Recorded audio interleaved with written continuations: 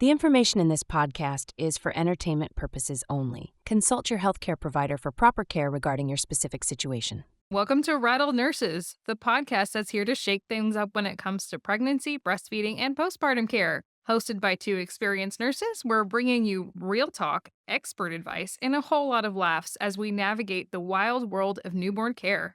Whether you're a first-time parent or adding another little one to the mix, we've got the tips, stories, and answers you need to make this journey a little easier and a lot more fun. So grab your coffee, even if it's cold, get comfy, and let's dive in.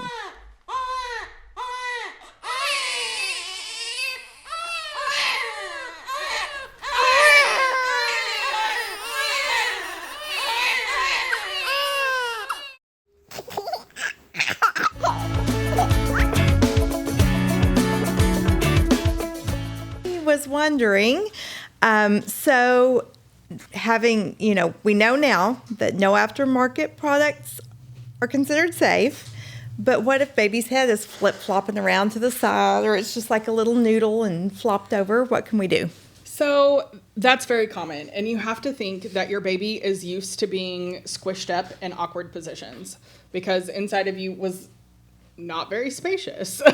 But most of the time, that's perfectly fine, okay? When we are installing a car seat, we talk about the angle of the seat, and we want that angle at such a way where it's protecting the baby's airway.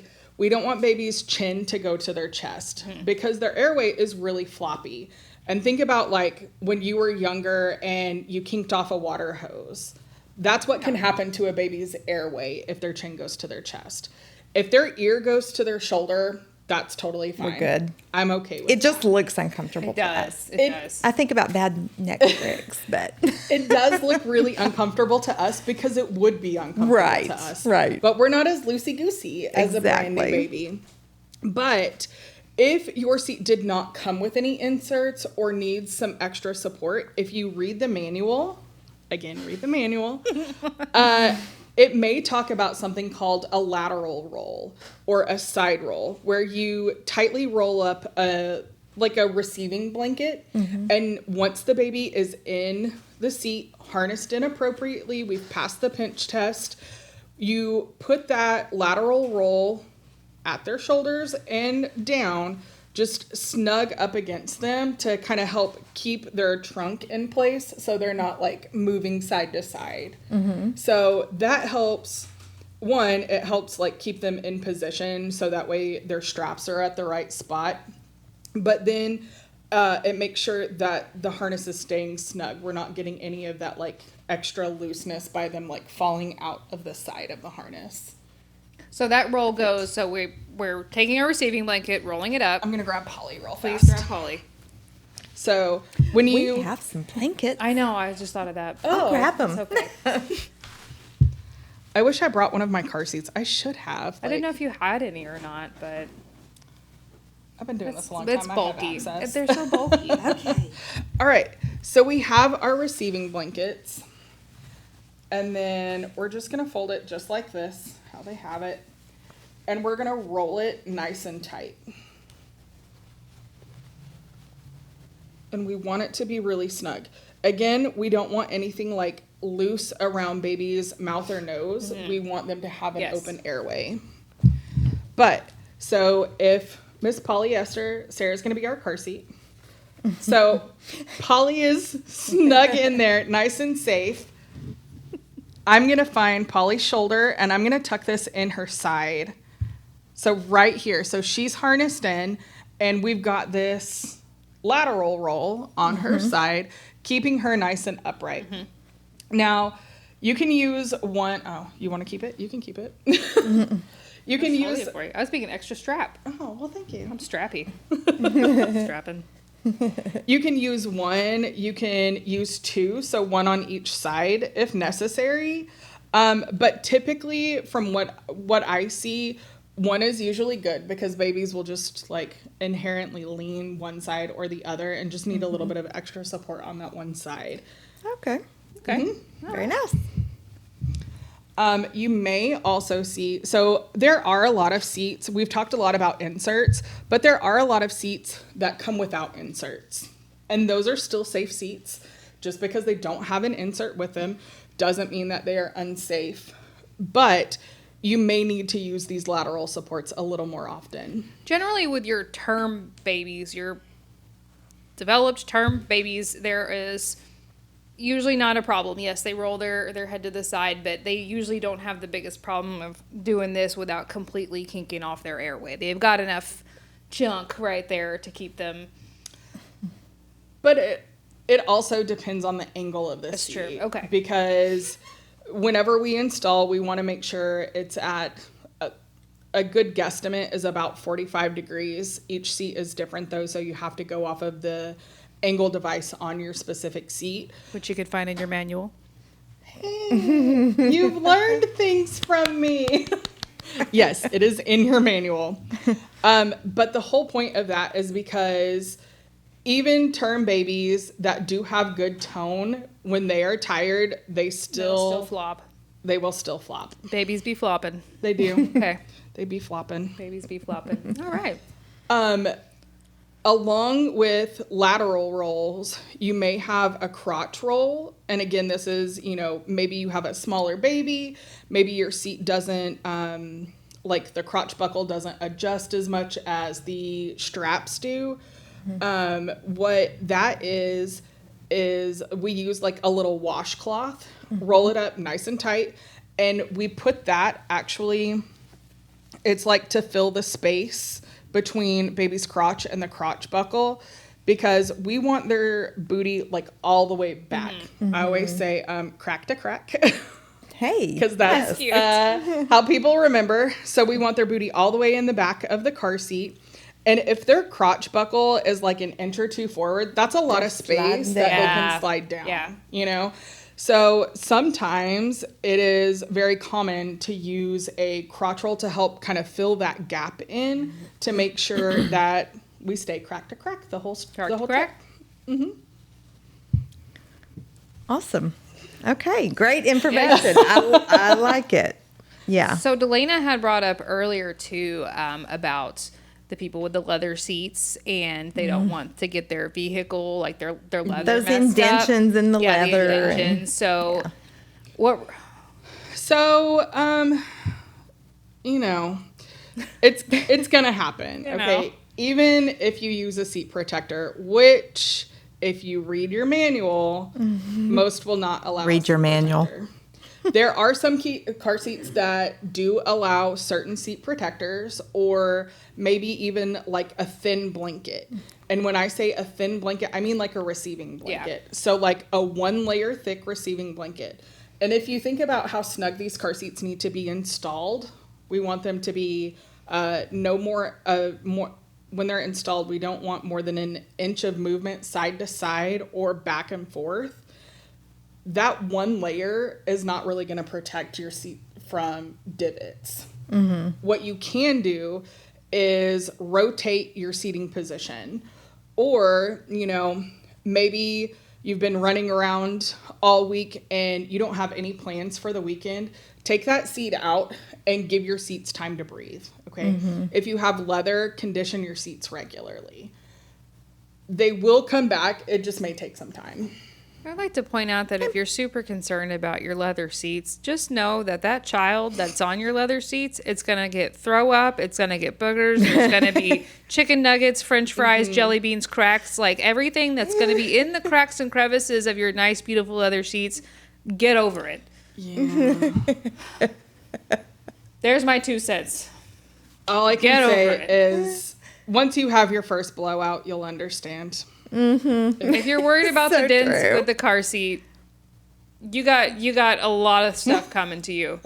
So, and I understand a car is a very large investment. You want to keep it in good condition, but you can't. Kids are gross. Yeah. They really are. You just have to prepare for. We're trying to keep your gross things safe, okay? That's right. You've got to value your baby more than your car. just remember, as gross as they are cuter. Yeah, that's true. I didn't say that. They're just gross. You just have to remember how cute they are in the gross times to get through the, I can't believe I'm cleaning poop out of this car seat. And you made that gross. You 3D printed that gross into the world. So that is your gross. Embrace it and enjoy your adorable gross. They're so adorable, though. Okay. Oh my gosh. Sorry. I'm just saying. They are. Another question. Yeah. That was really loud. Sorry. The bite of the seat is really deep and it's kind of a cavern there. Mm-hmm. So can you put something into that bite of the seat to fill in that space and help? Yeah, whatever trash you have in your car, just kind of shove in there. That will give you some cushion, especially if it's water bottles. Then we're just, helping the earth. Kidding. Please don't. Recycle. Please don't do that. Please don't do that. But I bet you can guess what my answer is going to be. Read the manual. Read your freaking manual. Read the manual. So actually, yes. So because I talked about earlier how the angle of the seat is so important to maintain baby's airway, lots of car seats actually come with leveling devices that allow you to change the level of the seat itself to accommodate for different kinds of cars.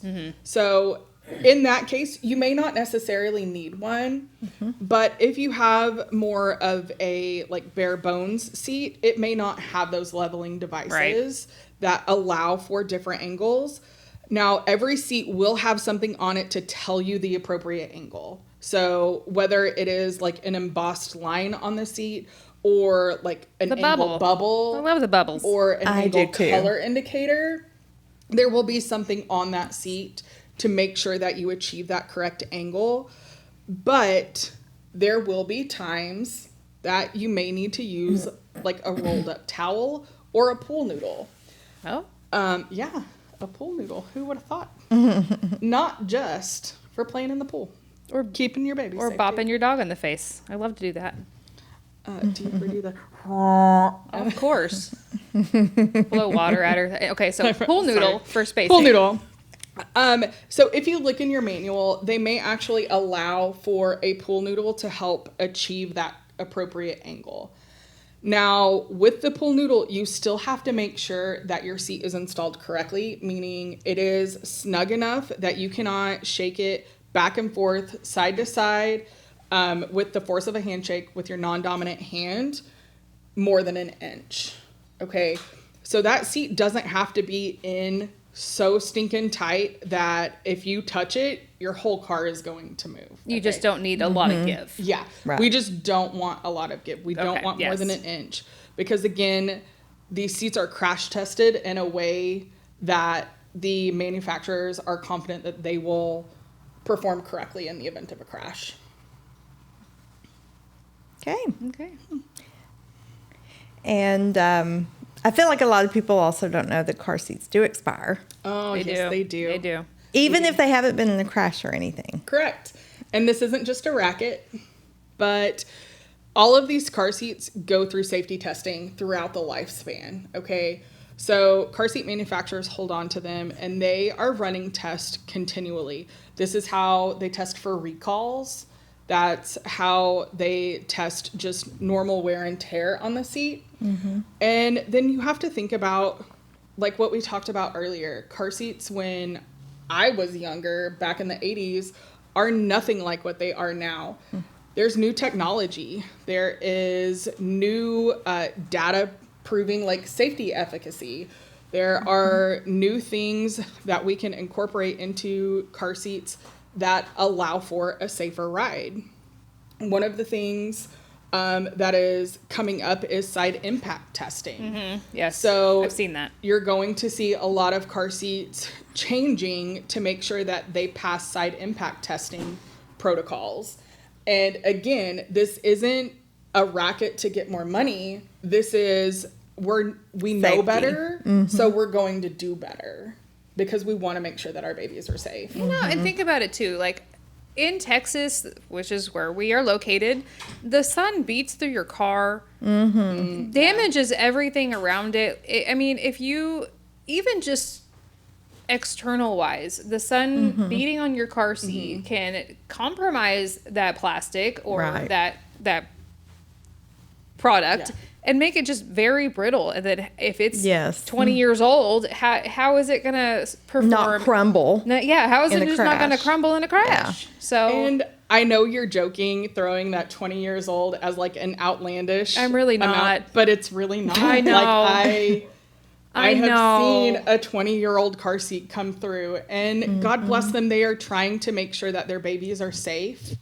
But this is where we have to come in and do our education. And yes, this was an appropriate seat 20 years ago, but it's not appropriate anymore. No. And getting in a wreck, if you actually, if I think Carrie mentioned this at the beginning, getting in an accident can cause the car seat to expire. I mean, it just voids it. So you have to think this life-saving device is designed to keep your baby alive in a crash. So I like to call them like single-use devices almost. Yep. So like it's a single crash device. Now, again, read your manual because there are some caveats with some seats. But if it has done its job once, then for a good portion of the seats on the market, the manufacturers have said, nope, no more. It did its job once. It's not going to successfully do its job again. Yes, we don't necessarily know that it will keep your baby safe another time. So it's time to get a new car seat. Yeah. Okay. Yep.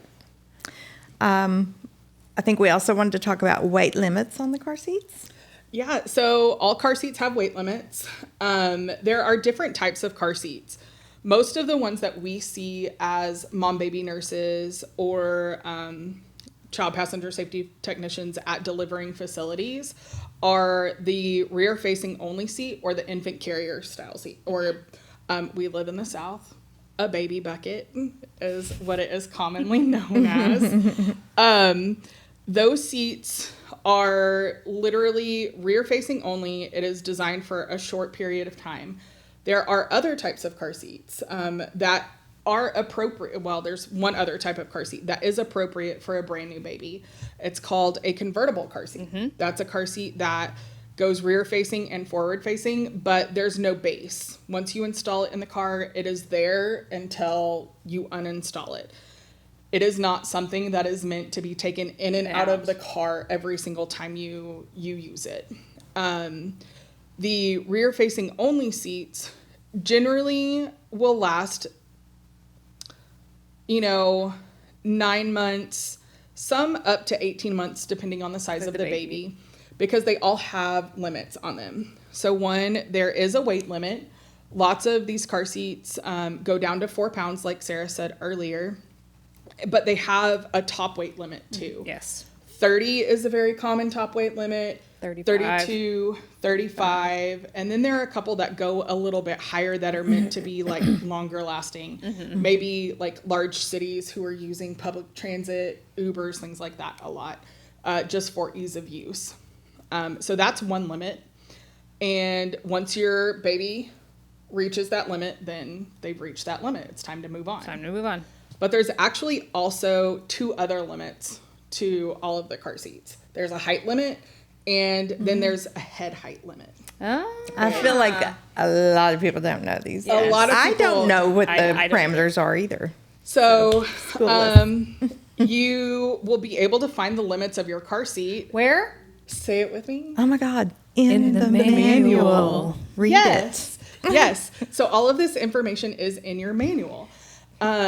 Lots of these car seats will max out at like 30 inches, 32 inches. It just depends on the seat itself.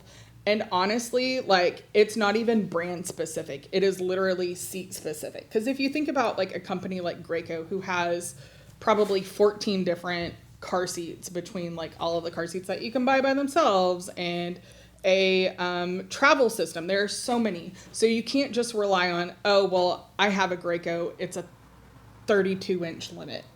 You can't rely on that. So you have to read your manual. And I feel like they make new technology and more lifestyle conveniencing things Absolutely every 5 seconds. So yes, the twists and the turns and the rotaties and the yes, those are yes.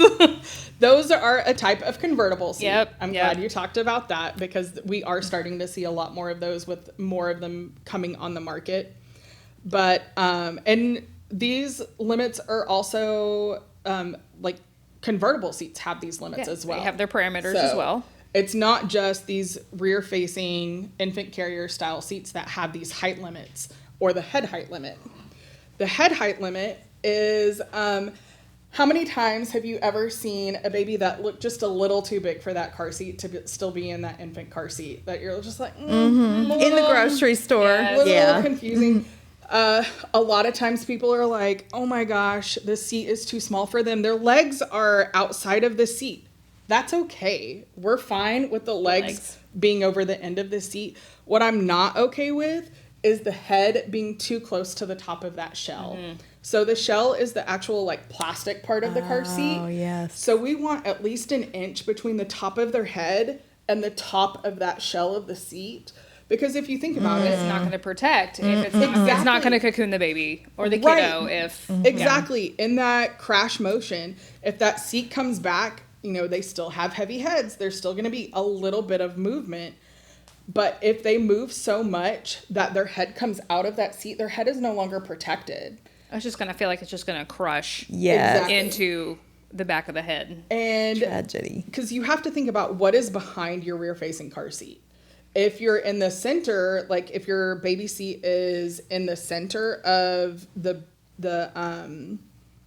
back row of your car, then you may not have a seat back in front of it. But what if it's behind the driver or behind the passenger? If that like car seat goes back, is there a chance that baby is going to hit the vehicle seat in front of it? True. You know? And this is all part of installing your car seat appropriately, because we talk about making sure that there is that space betwixt the seats, okay?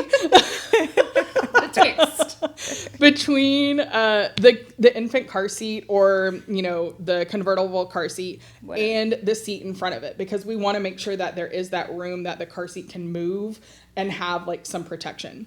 There are actually some seats on the market that specify how much space can be between that car seat and the vehicle seat. And I bet you know where you can find that information at. Is it in the manual? It is. Oh my God. It is. Wow. In the manual. Imagine that. That was unexpected. Things out of nowhere.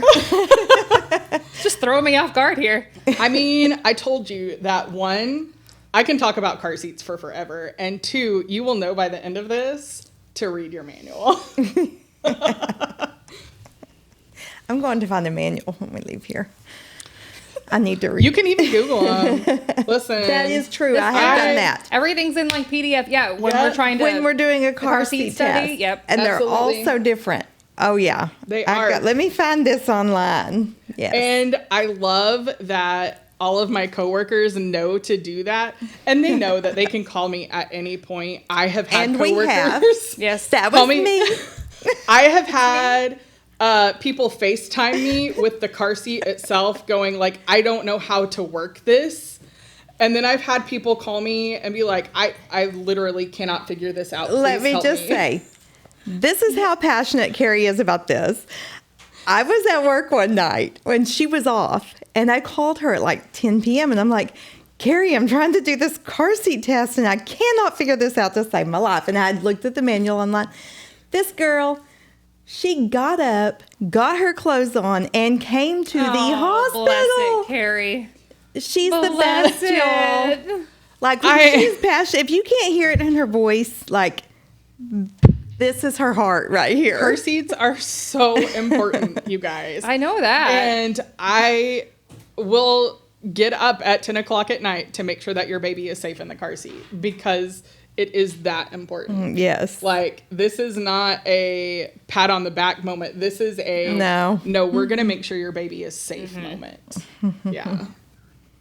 You know, and I'm not going to lie either. There's sometimes, like, for a person who doesn't have kids, it's already hard to navigate, like, all the car seat isms. And I'm like, okay, I am a bachelor's educated person. I can outsmart the car seat. Sometimes they win, and I do have to go find the manual somewhere. Like, hold on, let me look this up. Okay, all right. And then, so I can't imagine, like, even the people who have children have gone through car seats, various kinds, multiple kinds, are still, like, dumbfounded. So they're not easy life-saving devices. I cannot tell you how many times I have had experienced parents come to me with questions that they had no idea. Or throughout my career, I've worked in several different places, and I have worked at pediatric facilities, and I have worked as a CPST at pediatric facilities. And so in consults with patients, I have had, parents who are like, oh no, we know this. This is my fourth kid.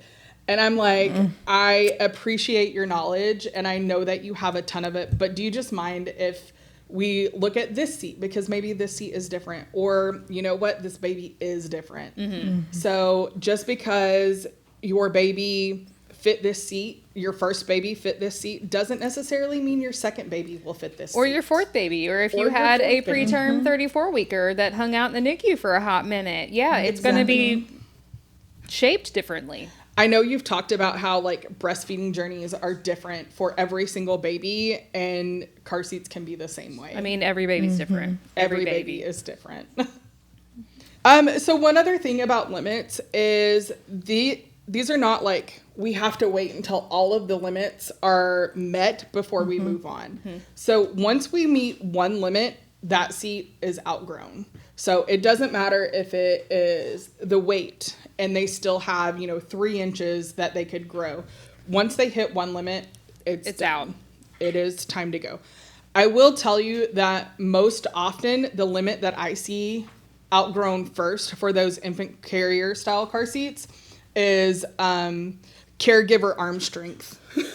Because those get so heavy. They do. Yeah. Especially some of these seats already weigh like 15 pounds. And if you add a 20-pound baby... Freaking Dunas, man. Oh my gosh. Thankfully, those have attached wheels. I know, but still, when you're... I gotta work out to handle them. They get very heavy very quickly. But if you can manage it, like getting it in and out of the car is fine, then absolutely use it until one of the limits has been met. Okay. But once one has been met, it's time to move on to that convertible style car seat. We want to use that convertible style car seat rear facing still. So we want babies to rear face for at least 2 years. Okay. We don't want them to forward face early. Your pediatrician may tell you otherwise, and if they do, they are not current on American Academy of Pediatrics practices. So I would recommend... They didn't read their manual. They didn't read their manual, yes. Ugh.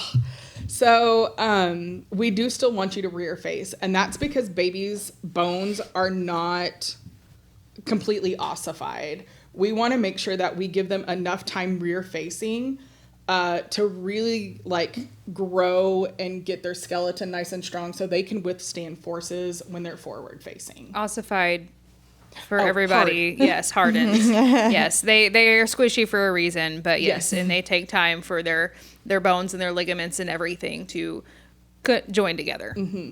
So they're loosey-goosey for a reason. Yes, they're squishy for a reason. We just need to make sure that they stay squishy and rear facing. Yes. And so, I know this is another big point that we've talked about many times. Tell the people, how long should babies stay rear facing? A minimum of 2 years. Thank you. Yes. Please make sure your baby stays rear facing for at least 2 years. Honestly, if you have a seat that allows for what we call extended rear facing, please keep them rear facing as long as possible. Rear facing seats are more safe. We don't have like hard and fast numbers on how much safer, but knowing crash dynamics and the way these seats move in a crash, we know that their spine is more protected in that rear facing position. Okay. So we want to make sure that they are in that safest position possible for as long as possible. And then there's a perk that, like, once they get older and they're still rear facing, they won't see you eat on the French fries. I was just thinking that. I'm like, then they don't have to see you sneak things. Yeah. I was literally thinking that. Like, when they get older, then they turn around and there's no hiding anything. There is not. The audacity of not hiding. Close your eyes for a second. If for nothing else, do it so you don't have to share your French fries. I mean, because, yes. Yeah. Keep your babies rear facing as long as possible. I feel like they're going to hear it, though. They'll know. That little ear will perk up and be like, snack. I mean, yes, absolutely. Snack? They do know, but maybe you can get that radio at a level where they don't hear the rustle. The crinkle in the bag. You're like, hold on, dear Chick-fil-A, can you put my French fries on top so I can gently reach them out and escort them into my mouth hole? Like, It's like y'all done this before. You know, just because we don't have our own children doesn't mean we don't understand. Right. Okay. my nieces and nephew are now all forward facing, and I'm like, Dang it. Yeah. why are y'all looking? Why are you looking at me? It is a wonderful feeling to be able to just reach over and grab that French fry and not have to hear mine. Gimme? Peas? Peas? Oh, peas. Peas. And how do you say no to a piece? Well, then you have to Listen, do that. I And you're know. like, fine, take the fry. And that's how you know that we are aunts and not moms, because we're like, if you say peace to me, I'm gonna cave. Had it. There it is. Okay. Any other big points that... I mean, I'm sure there are. I know. There are a ton, but one really big point that I do want to stress a lot is your car seat is for use in your car. Okay. So now, if you have an infant style seat, we do expect that you're going to get it out. You know, if you have a travel system, you're going to latch that in with your stroller. We get that. Okay.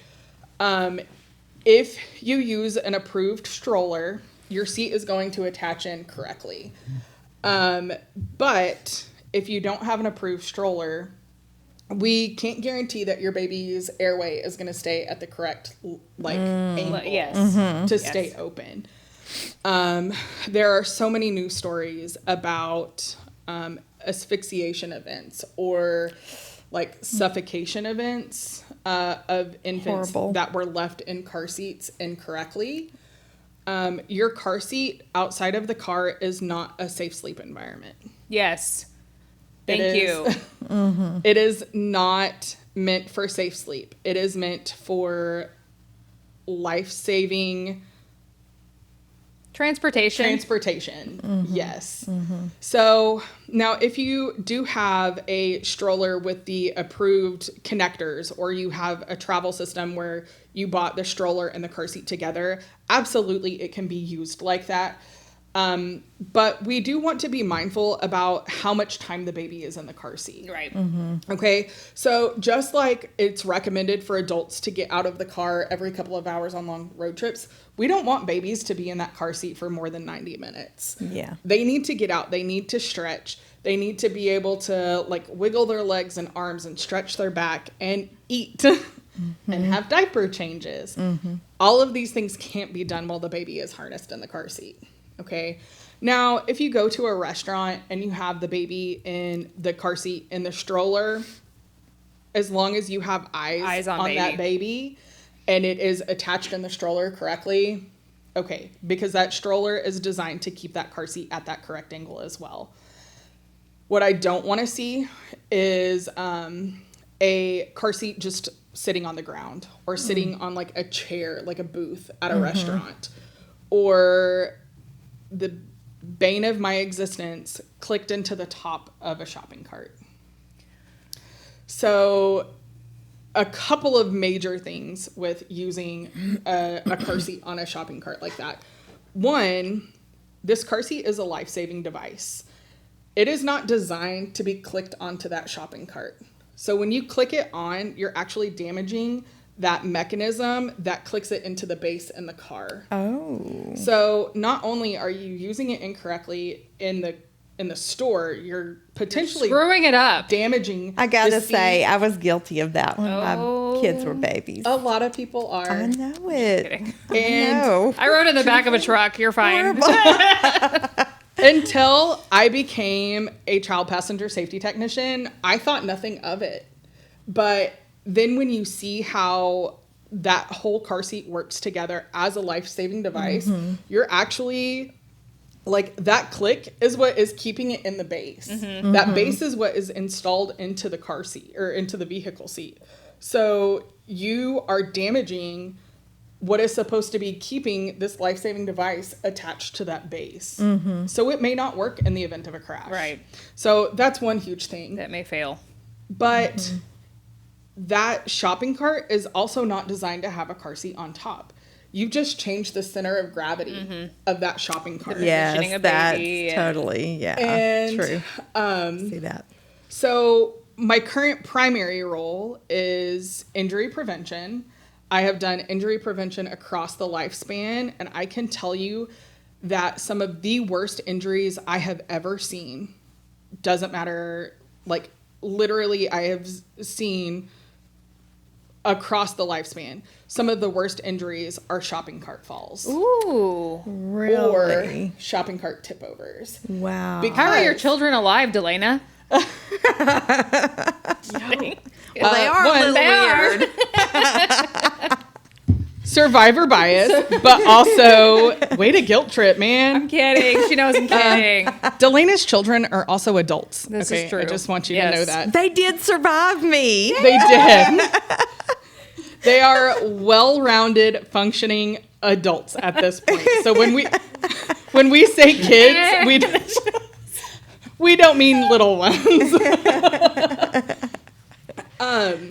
Yes. So anytime your baby is in the car seat, we want them strapped in. Okay. Because like we talked about earlier, you know, babies can sink in and they can like crunch on themselves and have that chin to chest. She's squishy. Because they're squishy. We want to make sure anytime they are in that car seat, we want them strapped in appropriately. Yes. And it's not because we want to like make them uncomfortable or anything like that.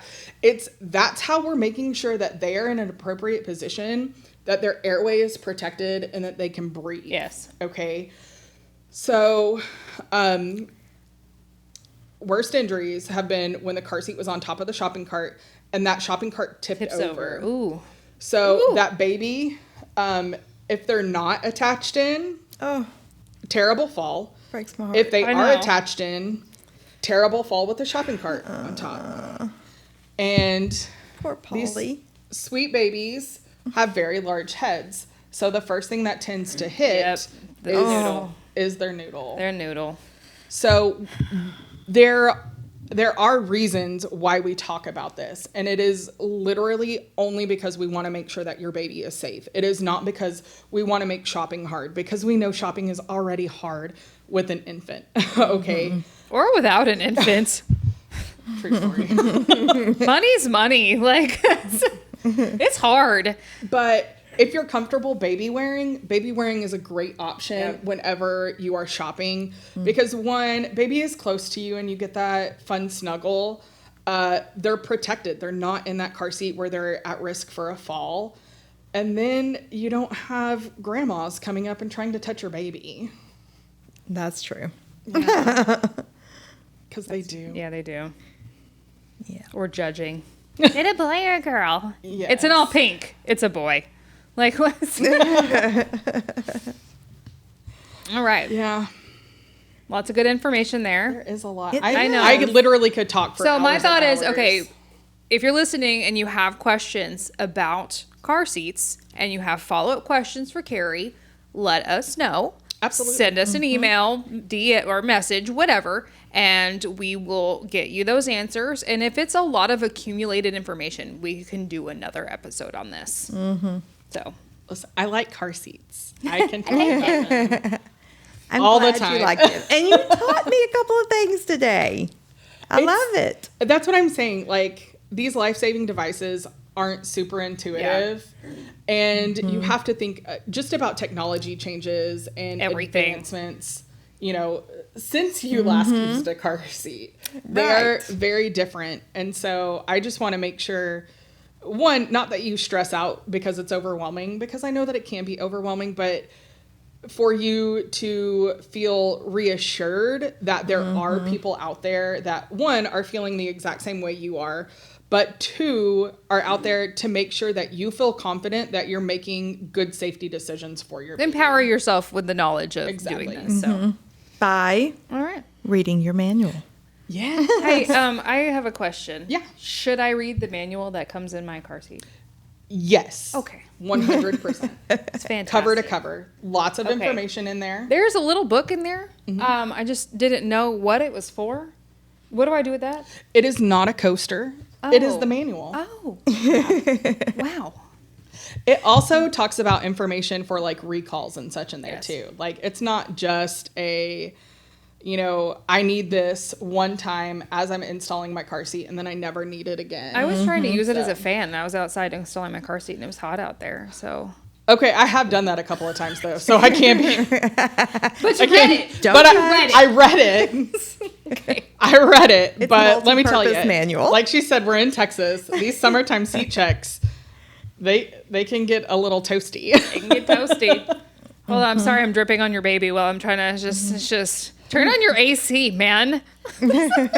Please. All right. Any final points, questions, Lena? I think I'm good. I know it's a You've lot. given me lots. It's like drinking from a fire hydrant, and I am well aware of that. That's a good analogy. I want you to know that you have time to prepare, and there are the resources out there. And we are going to put that link. Yes, we have. Yeah, there's a couple links so that NHTSA.gov we'll put in there as well as The one to find the safe CPST. kids, thank you. Yes. Yes. Awesome. Okay, so yes. Okay. Let us know if you have any questions, and we'll shoot us a message, email. Like I said, whatever you need, we'll reach out to Carrie. We'll answer your questions, and Carrie's about to join us for another episode. yeah, our next episode. We're going to go ahead and record while she's here. You'll see her again. We're going to talk about some injury prevention and such. Yes. Things that she's seen. So we'll see you next week. Thank you. Bye. See you soon. Thank you for listening today. The Rattle Nurses Podcast is not intended to provide medical advice. It is not endorsed by our employer, and we are not speaking on behalf of our employer. Our commentary and stories are our own. Also, on a serious note, we want you to know that if you are feeling blue or depressed, it is okay. You're not alone, and there is always someone to reach out to. You can call the National Maternal Mental Health Hotline at 1-833-TLC-MAMA, or text the crisis line, text HOME, HOME, to 741-741. Remember, you're doing a great job. Now go warm up your coffee.